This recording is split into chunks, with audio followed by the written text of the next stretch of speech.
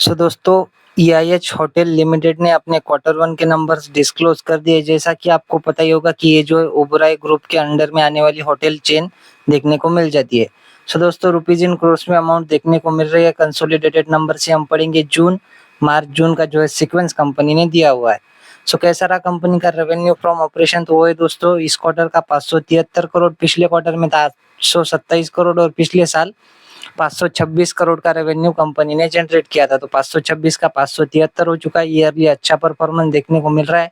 Quarterly 827 का 573 यानी कि लगभग 80-85% गिरावट हमें जो है कंपनी के क्वार्टर ऑन क्वार्टर बेसिस के रेवेन्यू पे देखने को मिल रही है। बात करें टोटल इनकम की, सो कंपनी की इस क्वार्टर की टोटल इनकम है 609 करोड़, पिछले क्वार्टर में थी 865 और पिछले साल 559 करोड़ की कंपनी की टोटल इनकम देखने को मिल रही थी। तो 559 की 609 ईयरली अगेन अच्छा ही परफॉर्मेंस है। टोटल इनकम में क्वार्टरली कंपनी के इनकम में भी हमें गिरावट देखने को मिल रही है।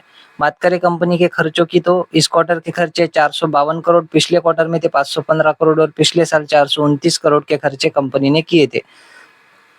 सो 429 के 453 करोड़ के रेंज में जाते हुए देखने को मिल रहे हैं ईयर ऑन ईयर बेसिस पे। यानी कि ईयर ऑन ईयर बेसिस पे कंपनी के खर्चे हल्के से हमें बढ़ते हुए देखने को मिल रहे हैं।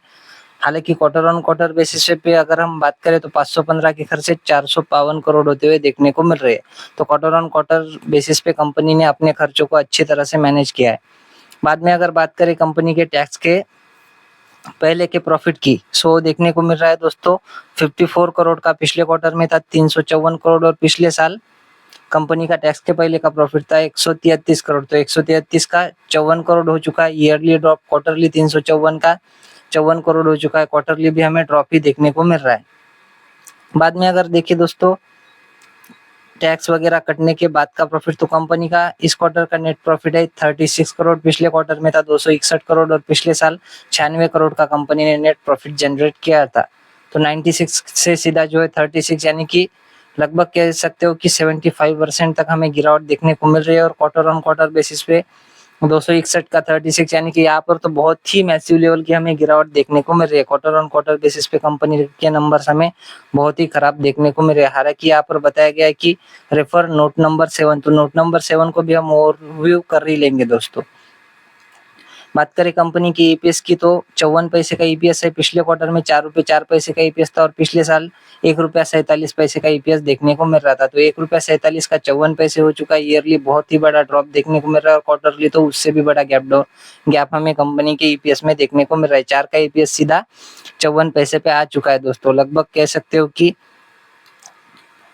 900% तक की गिरावट ईपीएस में हमें क्वार्टर ऑन क्वार्टर बेसिस पे देखने को मिल रही है। सो चलिए हम नोट नंबर 7 भी रेफर कर ही लेते हैं, यानी कि पढ़ ही लेते हैं कि उसमें क्या बताया गया था।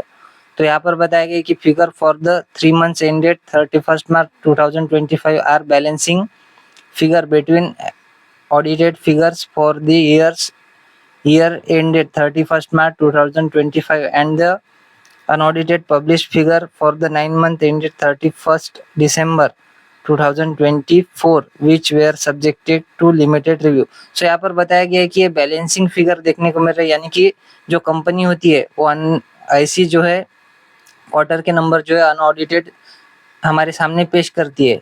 फिर जब उसका ऑडिट होता है तो उसमें कम ज़्यादा जो है कंपनी का रेवेन्यू होता हुआ हमें दिखाई देता है दोस्तों। इस वजह से कंपनी का रेवेन्यू पिछले क्वार्टर में ज़्यादा देखने को मिल रहा है, क्योंकि ये फोर्थ क्वार्टर देखने को मिल जाता है, जिसको कि फाइनेंशियल ईयर का हम आखिरी क्वार्टर भी बोलते हैं। सो आशा करता हूँ वीडियो आपको अच्छी लगी होगी। अगर अच्छी लगी हो तो वीडियो को लाइक और चैनल को सब्सक्राइब भी कर देना। मिलते हैं नेक्स्ट वीडियो में, तब तक के लिए धन्यवाद, बाय बाय।